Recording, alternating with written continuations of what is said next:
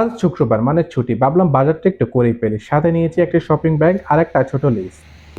চলে আসলাম বিজ্জঙ্কাতে। এটা পোল্যান্ডের অন্যতম একটি জনপ্রিয় সুপার শপ। এখানে 1 কেজি চাল 4 থেকে 5 জৌলুতি, তুলনায় বাংলাদেশের দ্বিগুণ হতে পারে। দুধ 1 লিটার 5 থেকে 10 জৌলুতি। আপেল, কলা সবকিছুই পাওয়া যায় এই দামেই। হালাল মাংস পাওয়াটা একটু কঠিন, তবে আমি সাধারণত তুর্কির শপ থেকে, আরব দোকান থেকেই হালাল মাংস কিনতে চেষ্টা করি। আর একটু চিকেন নিলাম 15 জৌলুতি কেজি করে।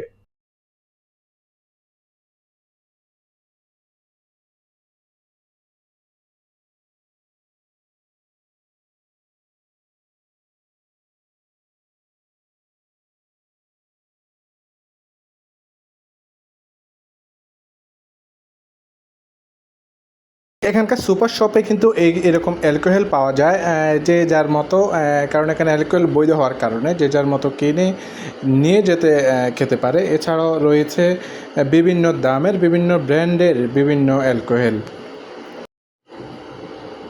যেখানে রান্না করা সবজির জন্য কাটাকুটা একটি ঝামেলা হয়ে দাঁড়ায়, সেখানে রান্না করার জন্য একেবারে পুরো সবজি পাওয়া গেল। এখানে কাটাকুটা একবারে সবগুলো সবজির মিশ্রণে একটা সবজি পাওয়া যায়, যেগুলো নিয়ে সুন্দর মতো কাটাকুটা করে রান্না করা যায়। এছাড়া রয়েছে, দেখতে পাচ্ছেন, গাছ রোপণ করার জন্য যে মাটি, ওই মাটিগুলো রয়েছে। যারা বাসায় গাছ রোপণ করতে চান, তারা কিন্তু নিয়ে এই মাটিগুলো দিয়ে টবে গাছ রোপণ করতে পারেন। এছাড়া বিভিন্ন আম, আপেল, সবজি রয়েছে। এগুলোর দাম কিন্তু এদেশের টাকায় তুলনায় বেশি না, কমই বলা যায়।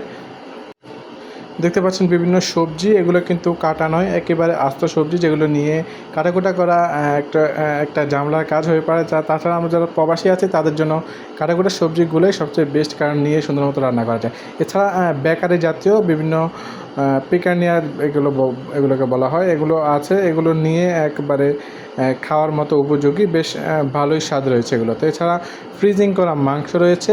আমরা বাংলাদেশের মতো হাঁস মুরগি এখানে এরকমভাবে জবাই করার অনুমতি নেই, যার কারণে ফ্রিজিং করা মাংস নিয়ে কিন্তু খেতে হয়, যেটা এদেশের টাকার তুলনায় দাম কম হলেও বাংলাদেশের টাকার তুলনায় এগুলোর দাম অনেক বেশি পড়ে। আরেকটা মজার জিনিস দেখলাম, এখানে প্যাকেটে পোলিশ পাস্তা বিক্রি হয় 2 থেকে 3 জলতিতে। সব কেনাকাটা শেষ, এখন ক্যাশ কাউন্টারে যাচ্ছে, যেখানে নিজের জন্য পণ্য নিয়ে ব্যাগে ভরতে হচ্ছে। খুব কম সময় দেয়, তাই আগে থেকেই ব্যাগ গুছিয়ে রাখতে হয়। ক্যাশিয়ার আমাকে বললো, তোমার কি বিজ্ঞঙ্কার কার্ড আছে? আমি বললাম হ্যাঁ আছে। তারপর কার্ডটি দিয়ে একটু ছাড় পেলাম। এখন বাসায় ফিরে এলাম, প্রথমে জুতোগুলো ভিতরে আসলাম। এখানকার একটা কাস্টম সব জিনিস গুছিয়ে নিচ্ছি, মাংস ফ্রিজে আর দুধগুলো নিচে রাখলাম। এটা একটা সিস্টেমিক লাইফ, শুরু করা কঠিন মনে হলেও এক সময় অভ্যস্ত হয়ে যায়। বিদেশে একা থাকা মানে দায়িত্ব অনেক বেশি, নিজের রান্না করা, বাজার করা, পরিষ্কার করা এবং নিজেকে পরিষ্কার রাখা। আজকের দিনটা এমন ছিল, একটা সাধারণ বাজারের অভিজ্ঞতা।